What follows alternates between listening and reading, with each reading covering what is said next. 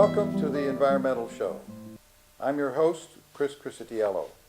The Newton Conservators and the Green Decade Coalition take turns producing the monthly show on environmental issues of importance to Newton residents.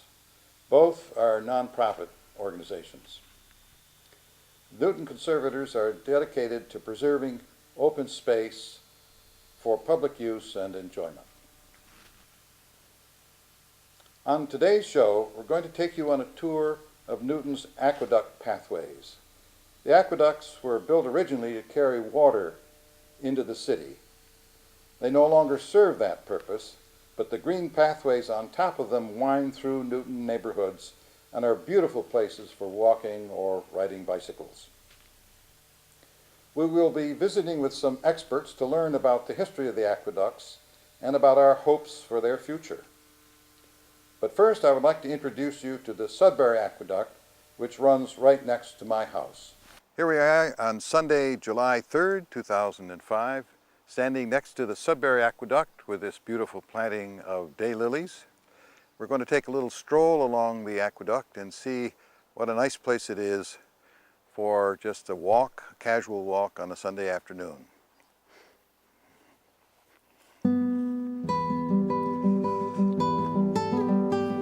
Here I am walking along the Sudbury Aqueduct. I've just crossed Dunkley Street and I'm heading towards the southwest.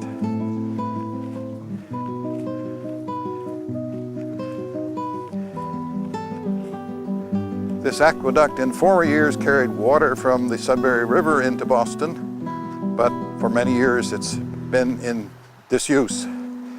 It still makes a nice throughway, providing opportunity for walking, bicycling, and enjoying the neighborhoods that we pass through.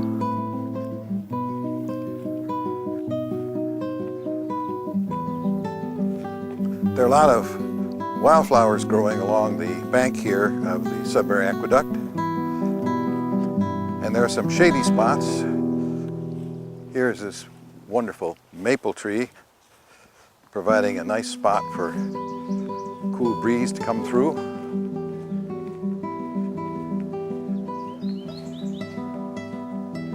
And I hear a goldfinch calling in this tree on the right.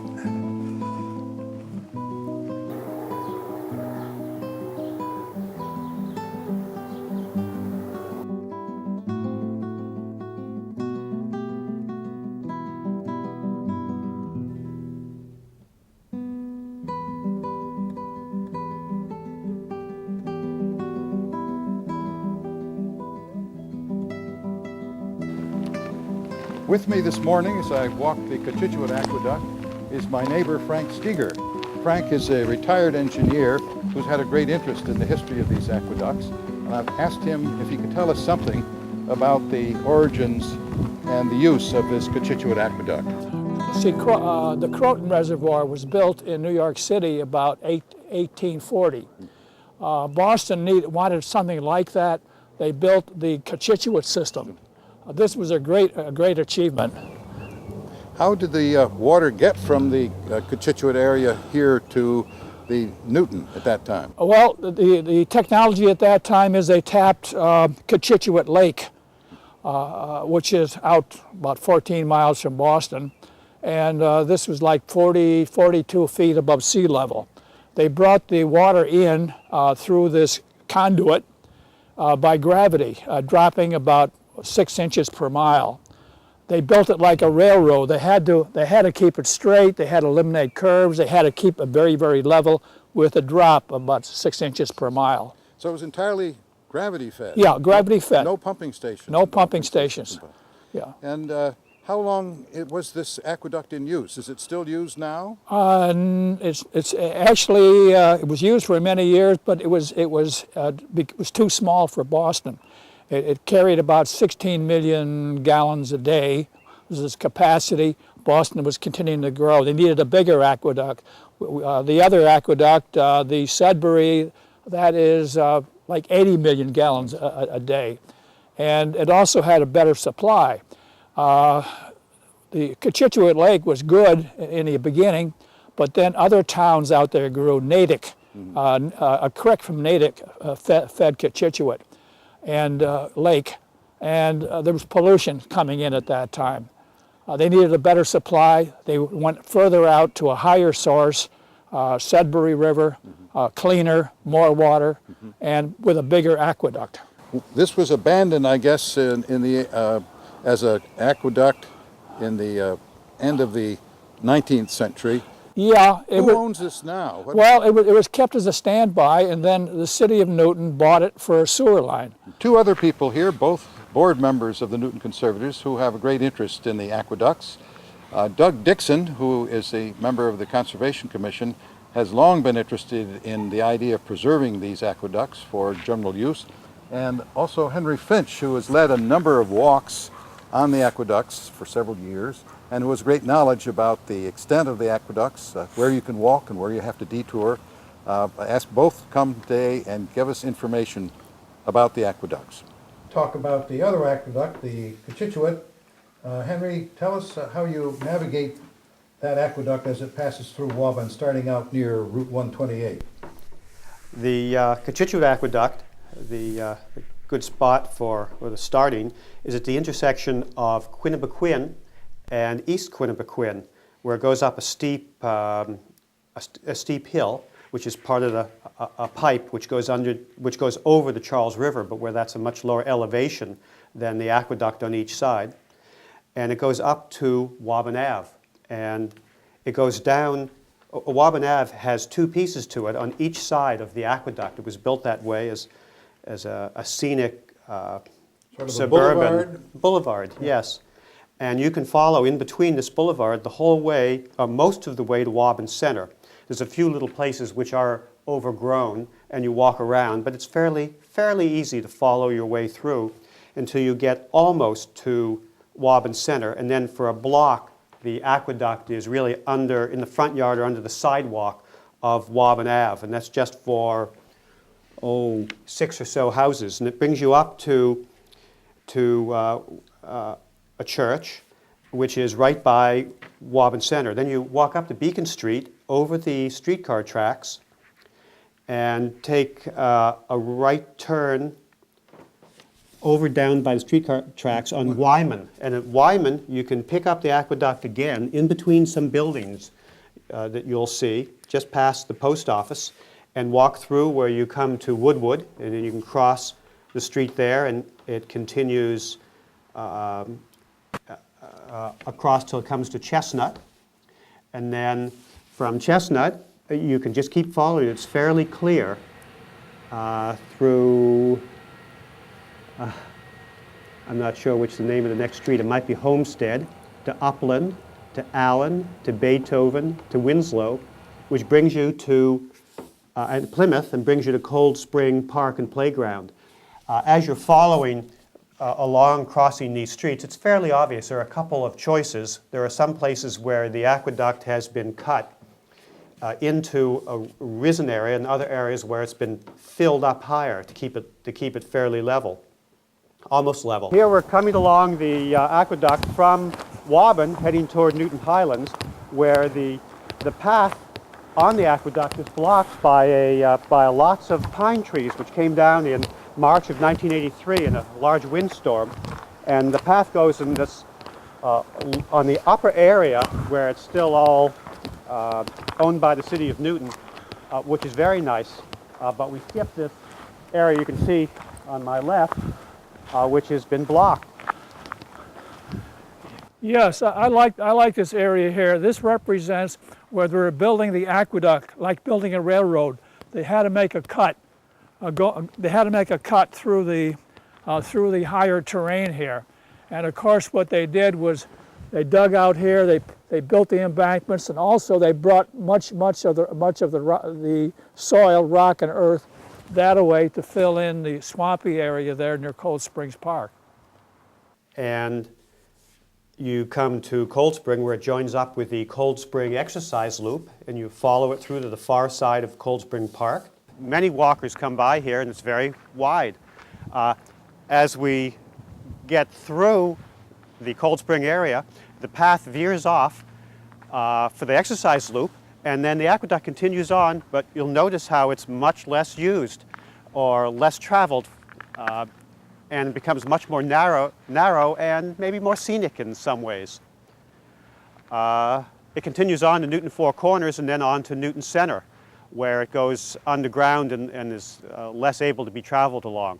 This is a point where actually the aqueduct diverges from the exercise loop, and it's not altogether clear which is which. So small signage would be helpful in that way.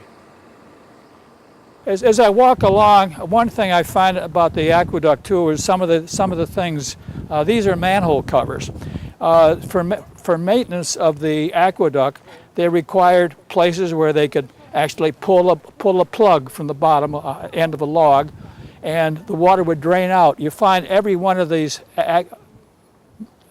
manholes are adjacent to some valley or some place where the water would drain. So that was part of how it was built. Could the people go down inside to clean out the Yeah, debris? they'd have to go to take care of the brickwork. Remember, it's only brickwork 2 or 3 layers thick, and had cracks. And also, too, that I imagine they might have to shovel out the accumulated silt periodically. So the tunnel was large enough to accommodate a person going down there? Yeah, to clean it up. about, as I said, about 6 foot wide, about 6.5 feet wide, 6.5 feet high, I believe, and egg shape, narrow like so. But a man could walk through it. Then you're right by the Whole Foods market. You'll cross diagonally through. You can walk through any number of ways, but the aqueduct is really not visible in this area. It'd be a great area, of course, to have markings to show you which way to walk. And you cross over to Beacon Street, where Criscitiello joins up with Sudbury. It joins up in being maybe 30 feet apart. They're not the same aqueduct, but they're very close to one another, so they have the same right-of-way.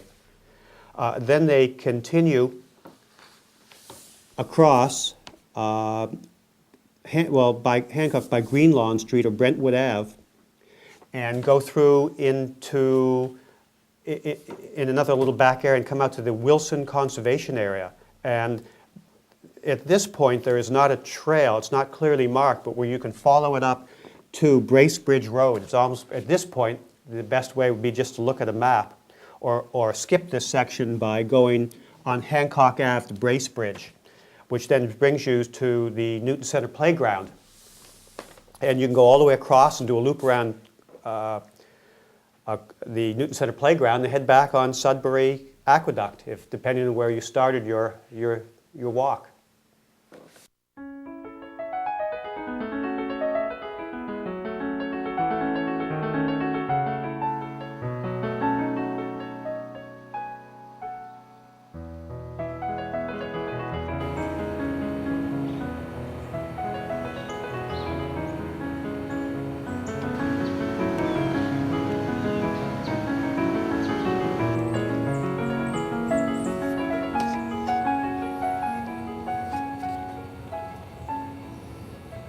Can you show me how you start at the western end of the Sudbury Aqueduct and follow the course through the aqueduct to the center of the city? Well, the Sudbury Aqueduct enters the city from Needham across the Charles River by way of Echo Bridge. And Echo Bridge, of course, is that beautiful granite structure with several arches, the central arch being the one that we're most familiar with, where you can stand on a platform below and get a wonderful echo. The park in which the Sudbury Aqueduct enters the city is called Hemlock Gorge, owned by the State Department of Conservation and Recreation. And of course you can stand atop the bridge underneath and you could look in either direction and see the falls, upper falls, going upstream, and then down through a wonderful parked area to Route 9 in the other direction. To continue the walk, you descend a set of stairs onto Ella Street, and then you walk along parallel with the park, or you can actually walk through the park to the point where Ellis crosses under Route 9. You want to go under Route 9 and then take a right and follow the sidewalk up past Chestnut Street and Richardson Street, And then to your left, you'll see a grassy area that is in fact the entrance to the Sudbury Aqueduct. You can continue as far as the Green Line near Elliott Station, and there you need to get off the aqueduct near Bacon Road, and then you can, from that point, walk up toward Elliott Station. You can actually walk through the station. You can then continue uninterrupted across Woodward Street.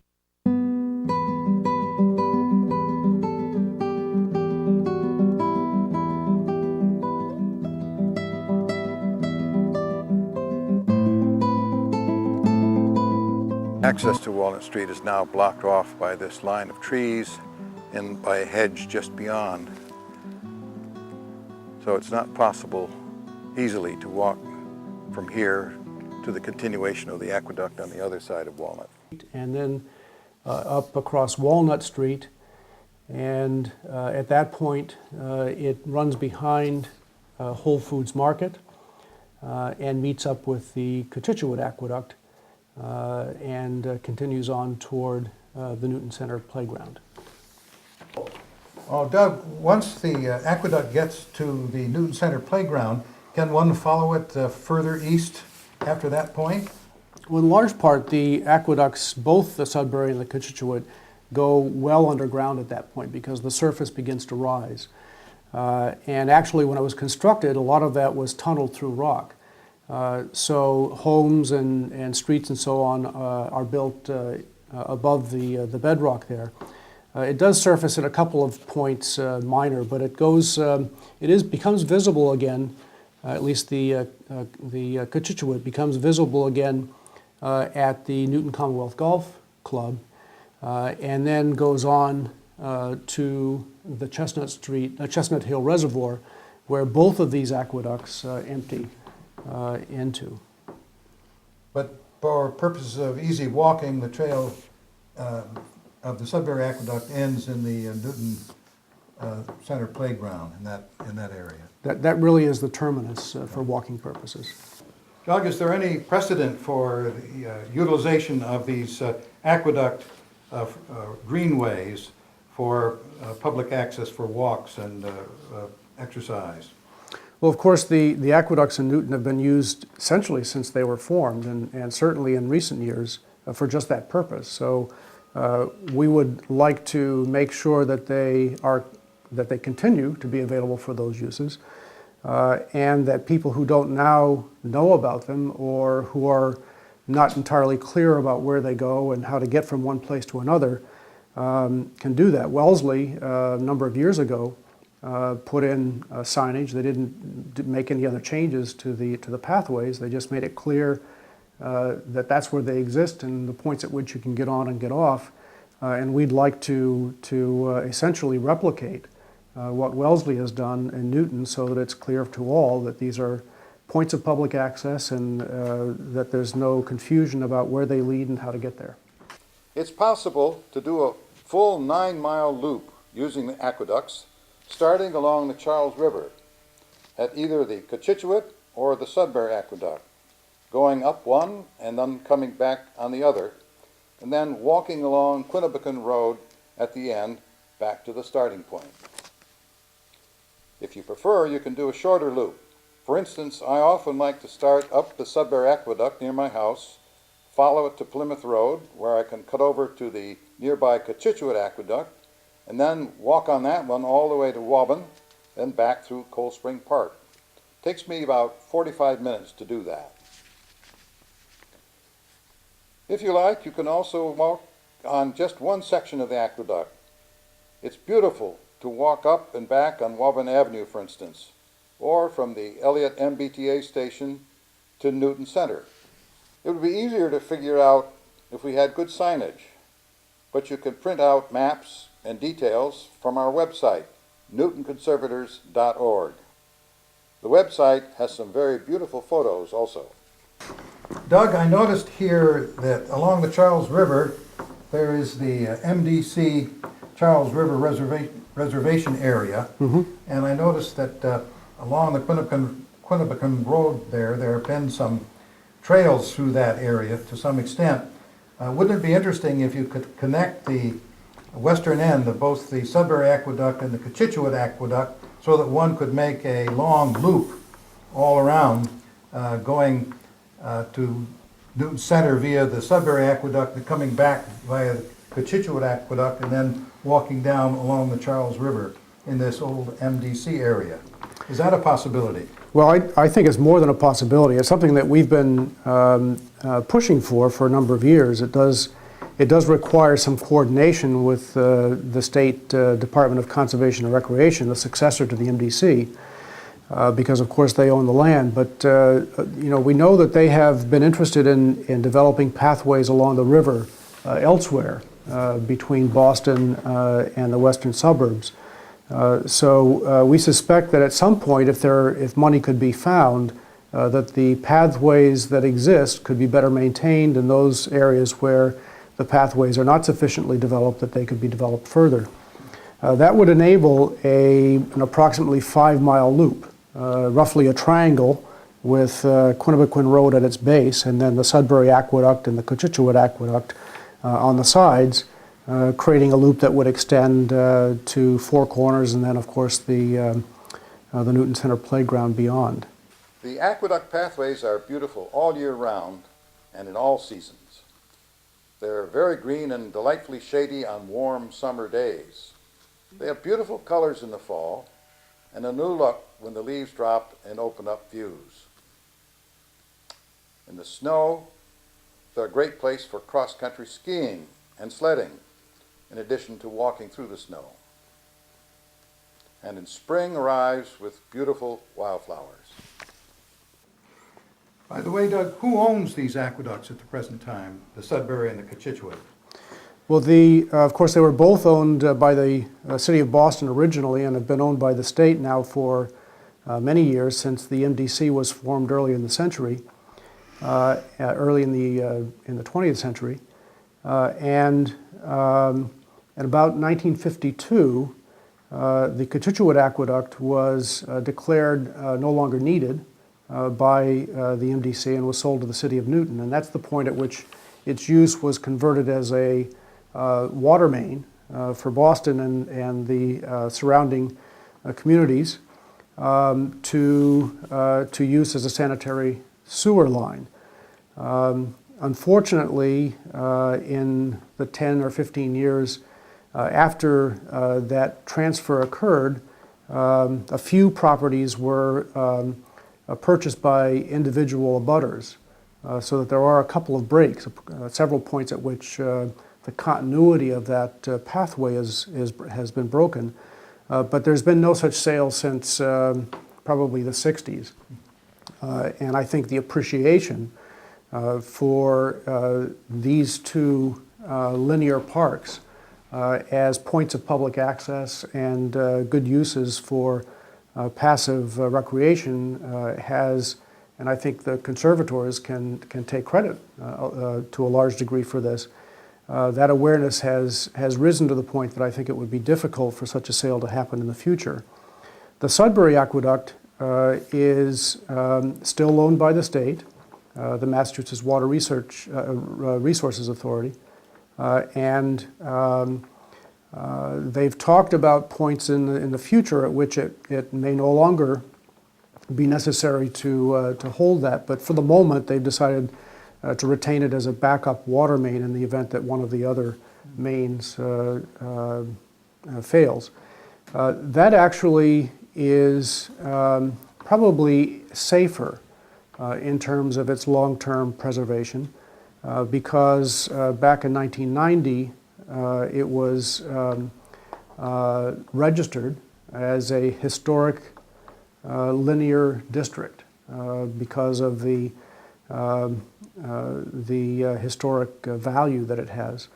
And whoever takes ownership of it in the future, and of course we would love to see the city take ownership or some other private party that would maintain it as a linear park, they will have to live within the limits of that historic designation.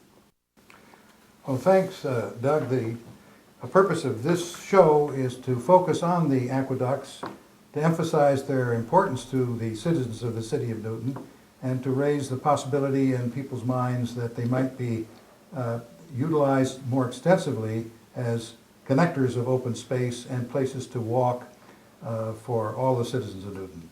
Today we visited the aqueducts of Newton with several people who are deeply interested in maintaining these for the future.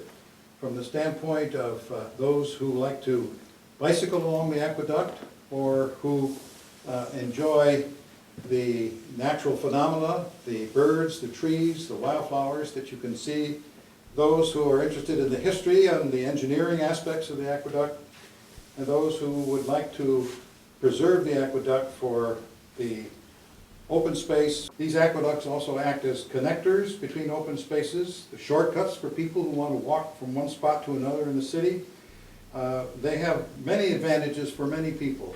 And the goal of the Newton Conservators is to focus on the need to preserve these for future generations so that whatever your interests are in the aqueducts, they'll be there for everyone for years to come.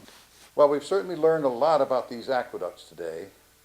Now let's revisit a few spots before the sun sets.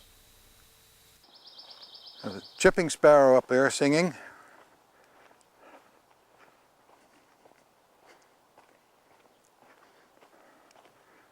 Beautiful pine needles to walk on, and you have a sense as you walk along here that you're far removed from a crowded suburban residential area. Well, here comes my wife walking our dog Dory.